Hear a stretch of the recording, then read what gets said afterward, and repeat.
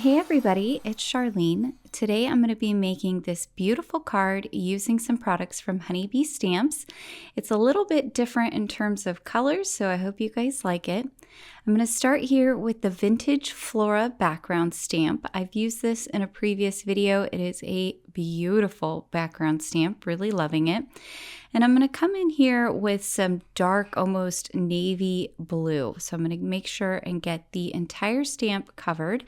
And because this is a red rubber stamp, it's going to give you a really beautiful, fine, detailed image. This is great for backgrounds.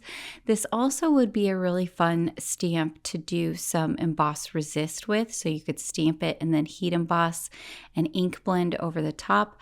Lots of different options. I'm just going to make sure to get some real good pressure over the entire stamp so that way I can make sure it all transfers over onto my piece of cardstock. It's an A2 sized piece of cardstock, and that is going to be my entire card background.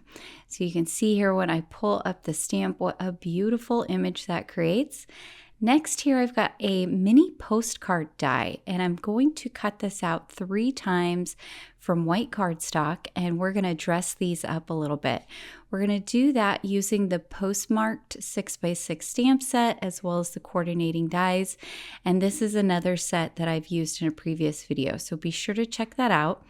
I'm using the bird cage, the morning glory, and then the little French countryside cottage, I think. That's kind of what it makes me think of. So I'm just going to make sure to rub those with my fingers since they're new stamps, get them a little bit conditioned to take the ink. And then I'm going to be stamping these in a dark red, a coral, and a peach color. So different colors to go with the blue, but I think in the end it worked out really well. So the bird cage is going to be in that deep like cranberry red, and then the little French cottage will be in the peach, and then the morning glory is going to be in the coral. Now the morning glory doesn't actually end up showing very much in the finished card, but at this point I wasn't sure how I was going to arrange the postcards on the card, so I wanted to just do them all, get them all ready so that I had them and could arrange them however I liked. So I'm coming in here with some gray ink, and I'm going to stamp this stamp. It looks like handwriting. The details of the writing aren't really important. Just the fact that there's some scripty writing there on the postcard is going to add a nice touch to this. Now the die does emboss little lines on there on the little postcard, so it could be kind of fun too if you wanted to handwrite messages on these. I think that would look really cute. I have some number 1 shader brushes here, Waffle Flower shader brushes. These are really, really great for shading around things. And I also have some number 2 shader brushes, which is what I'm using right now. And those are kind of flat. So I'm using them to go along the embossed line in the middle of the postcard.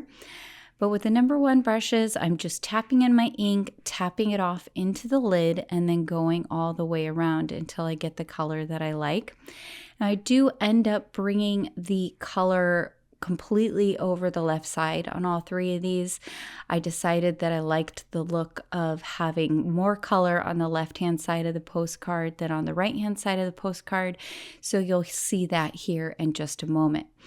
But really easy to do. I like to hit the corners really good with the color, so that way there's some variation in the color all the way around whatever image I'm coloring.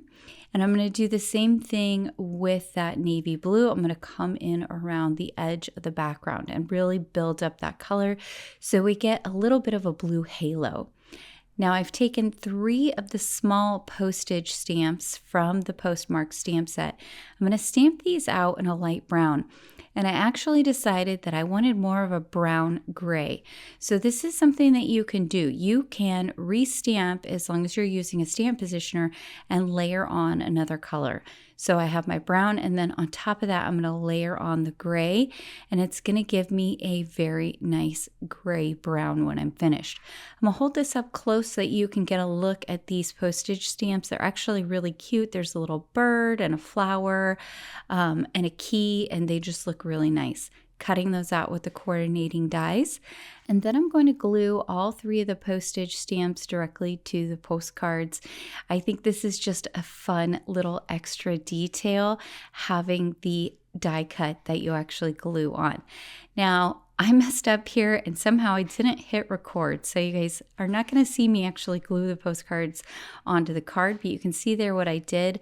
All I did was glue the 3 of them on there, and then I went ahead and trimmed off the excess from the edges and used my shader brushes again to come in and add a little bit of color where I had cut those off. Next, I'm coming in here with the Sweetheart Roses lovely layers. These are really pretty. And you can see here on the Honeybee Stamps website, you can download these layering guides, and they're super helpful to show you exactly how to layer everything up. So I'm going to show you how I layered up the main rose in the center. You can also see here that the set comes with a beautiful vase that has some layers to it. I'm not going to use the vase today. I'm actually just going to use the floral pieces.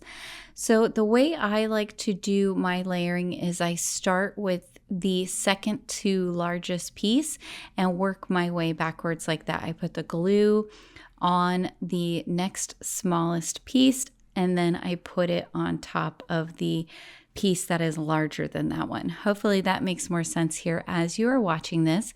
And you probably noticed I'm doing this in all white, which is not how I traditionally do these. I usually ink blend, or I do some type of mixed media on my pieces before I layer them.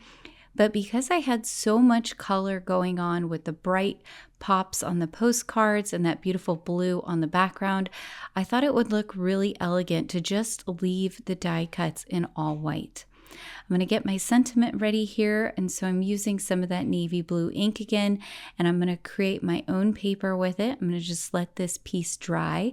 Once it's dry, I'm going to do some heat embossing.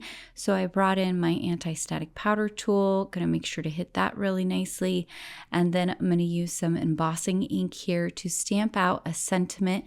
This sentiment is from the Mailbox Memos stamp set. Lots of fun postage related type sentiments, special delivery, happy mail, all kinds of different ones.